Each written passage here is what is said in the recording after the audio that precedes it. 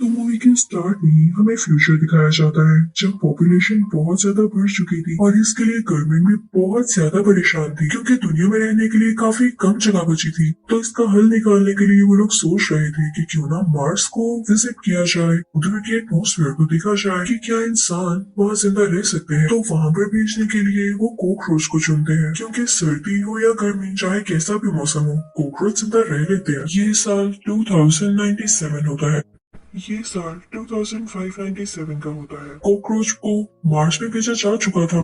तो मूवी में जो नया सीन दिखाया जाता है वो 2597 का होता है, यानी 2597 का, जहाँ हम एक लड़की और एक लड़की को देखते हैं। लड़की का नाम निनाओ होता है और लड़के का नाम कोमाची। वो दोनों काफी डर कर किसी रोड पर भाग रहे होते हैं क्योंकि उनके पीछे पुलिस होती है। उन पर किसी मर्डर का इल्जाम होता है। तभी इन्हें एक डॉक्टर पकड़ लेता है जो कि गवर्नमेंट के लिए काम किया करता था, जबकि वो कहीं से डॉक्टर तो लग ही नहीं रहा था। फिर अब वो निनाओ और कोमाची से कहता है तुम लोगों को मेरे लिए काम करना होगा। अब वो इन दोनों से कहता है जो कॉकरोच 500 साल पहले मार्स पर भेजा गया था तुम लोगों को उसको मेरे पास लाना होगा ताकि मैं देख तो सकूं कि उस पर क्या चेंजेस आए हैं और इसका फायदा क्या होगा। वो ये कि मैं तुम दोनों पर लगे हुए इल्जामों को हटा दूंगा, तुम्हारे पीछे कोई पुलिस नहीं आएगी और तो और इसके लिए मैं तुम लोगों को बहुत ज्यादा पैसा भी दूंगा। तो कोमाची और निनाओ मान जाते हैं, लेकिन उन्हें फौरन ही मार्स के लिए नहीं निकलना था। इनकी पूरे 2 साल ट्रेनिंग होती है। इनके साथ और भी लोग होते हैं जिन्होंने मार्स पर जाना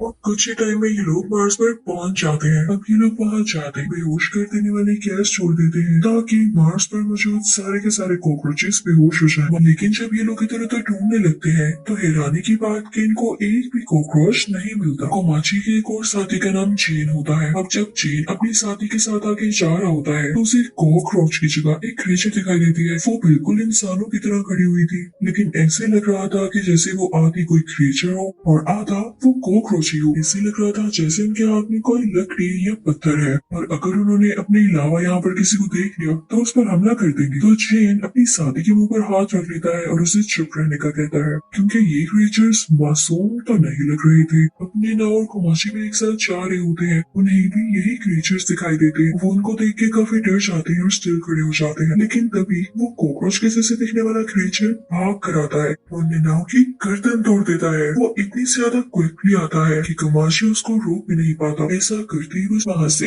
गायब हो जाता है। न जाने इसको निनाओ से क्या दुश्मनी थी। निनाओ से तो नहीं लगता, इसको पूरे इंसानों से ही दुश्मनी थी। अब वो सब निनाओ को वापस स्पेसशिप में ले आते हैं तो डॉक्टर भी ने कंफर्म कर देता है जिस क्रिएचर ने इस पर अटैक किया वो कोई और नहीं बल्कि वही कॉकरोचेस जो कि 500 साल पहले यहाँ पर भेजे गए थे। और जाहिर है एटमोस्फेरिक चेंज हर एक चीज पर होता है तो इन पर क्यों ना होता। ये इवॉल्व हो गए, एक बड़ी सी क्रिएचर में बदल गए। इसके साथ साथ इनमें थिंकिंग एबिलिटी भी और काफी ज्यादा पावर भी आ गई जिसका यूज करना ये काफी अच्छे तरीके से जानते हैं। तो अब डॉक्टर बताता है कि इनसे लड़ने का एक तरीका है। मेरे पास एक ऐसा इंजेक्शन है जो कि तुम लोगों के अंदर इंजेक्ट होते ही तुम्हें पावरफुल बना देगा। कुछ टाइम के लिए तुम लोगों में भी एबिलिटीज आ जाएंगी। इसी के साथ वही कॉकरोच क्रिएचर्स आ जाते हैं। तभी इनके क्रू में से एक आदमी बाहर आता है जिसने अपने सर पर कोई कपड़ा बांधा होता है। वो कहता है कि मेरे अंदर ये इंजेक्शन इंजेक्ट कर दिया जाए। अब उसको इंजेक्शन लगा दिया जाता है तो उसमें भी वो पावर्स आ जाती है। उसके हाथ से आग निकलने लगती है तो अपने सामने खड़े हुए क्रिएचर को उस आग से मार डालता है। उनका रूफ शीशे का होता है तो एक क्रिएचर उस ग्लास रूफ को तोड़ते हुए अंदर आ जाता है और वो वहाँ पर 2 आदमियों को मार डालता है। वो एक आदमी की गर्दन उसकी बॉडी से रहता ही कर देता है। लगता है ये इनका फेवरेट काम है। ये देखते हुए कैप्टन को तो बहुत ज्यादा गुस्सा आता है तो वो भी इंजेक्शन ले लेता है और बुलेट आग में बदल जाता है।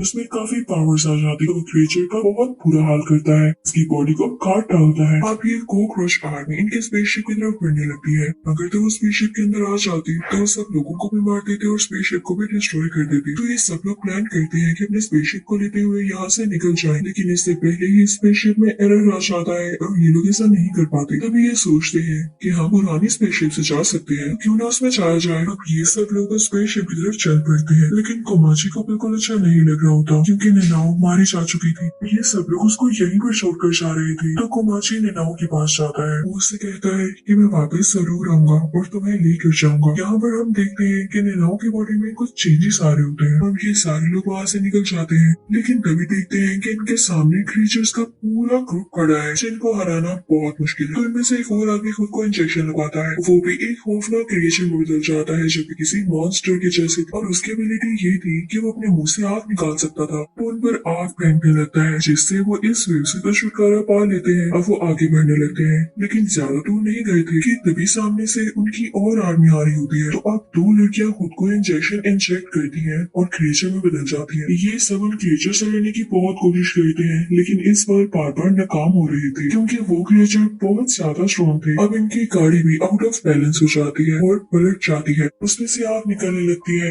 वो बहुत बार पलटती है जिससे वो बिल्कुल डैमेज हो जाती है और उसमें से वो दोनों कैरेक्टर्स बाहर आकर गिरते हैं। लेकिन यहाँ मजे की बात ये होती है कि इतनी बार पलटने के बाद भी गाड़ी दोबारा से स्टार्ट हो जाती है। वो गाड़ी ऑटो होती है और अपने आप ही चलने लगती है। तभी क्रिएचर्स का हमला होता है इन तीन लोगों पर जो कि डॉक्टर के साथ आए। लेकिन क्रिएचर्स इनके बहुत करीब आ जाते हैं, एक का सर उड़ा देते हैं, एक को अपने स्टिक से बहुत जोर से मारते हैं कि वो जमीन पर जाकर लग जाए और इसी तरह से वो क्रिएचर्स उन तीनों को मार डालते हैं। अब स्पेसशिप में एक लड़की स्पेसशिप को जमीन के लिए सेट कर देती है क्योंकि वो लोग इस प्लेनेट पर रुकना नहीं चाहते थे क्योंकि जिन कॉकरोचेस को वो पकड़ने आए थे वो तो अब एक क्रिएचर में बदल चुके थे जो कि उनके कंट्रोल में बिल्कुल नहीं थी। लेकिन इससे पहले उनको बाहर किसी चीज की आवाज आती है। जब वो बाहर जाकर देखते हैं तो उनके साथी मर चुके होते हैं लेकिन वहाँ पर दो ही डेड बॉडीज होती है। पता नहीं तीसरा आदमी कहाँ गया। अब कोमाची को गुस्सा आ जाता है। कोमाची, चेन और एक और लड़की भी अपने अंदर वो इंजेक्शन इंजेक्ट कर लेते हैं और उनमें भी एबिलिटीज आ जाती है। अब वो चाहते हैं क्रिएचर्स के पास उन्हें मारने के लिए कि तभी हम देखते हैं कि वो क्रिएचर्स कैप्टन को मारने वाले होते हैं। लेकिन तभी एक लड़की जो कि पहले हमें लग रही थी कि क्रिएचर्स नहीं मारती होगी, उनमें से एक क्रिएचर की बॉडी को चीरते हुए बाहर आती है और कैप्टन पर ही शूट कर देती है। साथ ही वो अपने एक साथी पर पानी फेंकती है और हमें यहाँ पर पता चलता है कि ये दोनों डॉक्टर के लिए सीक्रेटली काम करते थे। ये एक एग के बारे में डॉक्टर को बताते हैं। हो सकता है कि इन्हें क्रिएचर्स का एग हो। उतनी देर में उस एग में से दो क्रिएचर्स बाहर आ जाते हैं और तभी स्पेसशिप भी जमीन पर जाने के लिए तैयार हो जाती है। अब जब ये वो न्यूली बॉर्न क्रिएचर्स देखते हैं तो वो बाकी क्रिएचर्स को बुलाने लगते हैं कि वो स्पेसशिप को रोके। तो सारे के सारे क्रिएचर्स उड़ते हुए वहाँ पर आते हैं। अब ये सारे क्रिएचर्स इनकी तरफ बढ़ने लगते हैं। तो इनसे लड़ने के लिए इस वक्त सिर्फ कोमाची, चेन और एक लड़की ही बची थी और उनको समझ नहीं आ रहा होता कि उनसे कैसे लड़ेंगे। अब चेन को एक आइडिया आता है। वो सोचता है कि एक बार इंजेक्ट करने से हमें थोड़ी सी एबिलिटीज आती है। अगर हम ये इंजेक्शन दूसरी बार लें तो हमें ज्यादा एबिलिटीज आएंगी। ऑब्वियसली अगर तीसरी बार लेंगे तो हो सकता है कि हमें ये सारी एबिलिटीज आ जाए जो कि कॉकरोचेस में है। अब ऐसे ही होता है। जब चेन थर्ड टाइम वो इंजेक्शन लेता है तो उसके पर भी निकल आते हैं और यही तो वो चाहता था। अब वो उन कॉकरोचेस से लड़ने लगता है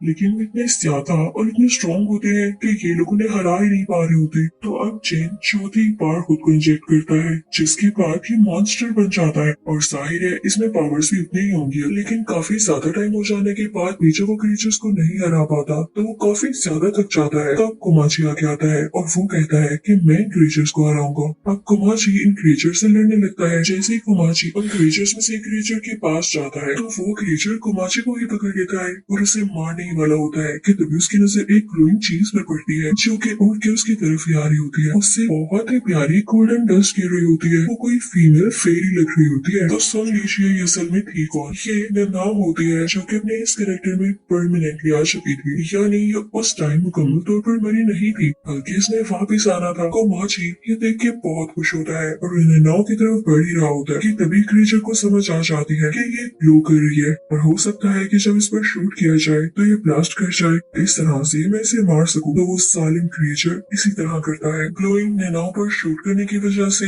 वहाँ पर ब्लास्ट हो जाता है और निनाओ फिर से गायब हो जाती है। लेकिन कोमाची भी वहीं पर होता है और उसकी जान को भी खतरा था कि कहीं वो चल न जाए। तो चेन उसे उठाकर वहाँ से ले जाता है और कोमाची निनाओ को आवाजें देता रहता है क्योंकि वो निनाओ को पसंद किया करता था और अब उसका एंड होता हुआ देख कर वो बहुत ज्यादा दुखी था। कोमाची बेहोश हो जाता है और अगले ही पल जब उसे होश आती है तो देखता लगता है कि जेन उसके सामने है, लेकिन अब वो एक पूरा का पूरा क्रिएचर बन चुका था। कोमाची उसे कहता है आओ जेन चले यहाँ से, लेकिन जेन कहता है नहीं कोमाची, मैं मार्स का ही एक क्रिएचर बन चुका, मेरा जमीन पर जाना ठीक नहीं है मेरे दोस्त, मुझे यही रहना होगा। मैं नहीं चाहता कि मेरी वजह से किसी को कोई भी मसला हो, तुम चाहो मैं तुम्हें हमेशा याद रखूंगा। कोमाची ऐसा करना चाहता तो नहीं था, लेकिन उसे करना पड़ता है। वो बहुत दुखी था कि उसकी दोस्त नैनाओ भी नहीं रही और अब जेन भी यहीं रह गया। अब कोमाची स्पेसशिप की तरफ चला जाता है। अब उनका अगला टारगेट जमीन ही होती है। फिर हम डॉक्टर को देखते हैं जो कि ये सारी स्टोरी दुनिया को बता रहा होता है और लाइव टेलीकास्ट दे रहा होता है। अब जब गवर्नमेंट को ये पता चलता है कि उनका इतना वक्त और पैसा जाया हुआ और डॉक्टर वहाँ से कुछ भी न ला पाया, वो अपने मिशन में फेल हो गया, तो वो हुक्म देती है कि इसको मार दिया जाए। इसने वहाँ जाकर लोगों की जानों से खेला है और हमें ट्रिक करने की कोशिश की है। अब हम देखते हैं कि जो डॉक्टर की असिस्टेंट होती है उसे भी उस पर काफी गुस्सा होता है क्योंकि वाकई डॉक्टर बात का पक्का नहीं होता, तो उस पर शूट करने लगती है। लेकिन डॉक्टर बहुत चालाक था, वो जानता था कि एट द एंड उसके साथ क्या होगा, तो वो उस बुलेट को कंट्रोल कर लेता है। वो काफी स्लो हो जाती है। तभी उसी गन पर हम एक स्पाइडर देखते हैं जिसके अंदर से गैस बाहर आती है। जैसे ही वो गैस वो लड़की सूंघती है तो उसकी तबीयत खराब होने लगती है और वो वहीं मारी जाती है। इसी के साथ इस मूवी का एंड होता है। आई होप आपको ये अच्छी लगी होगी। Thank you for watching.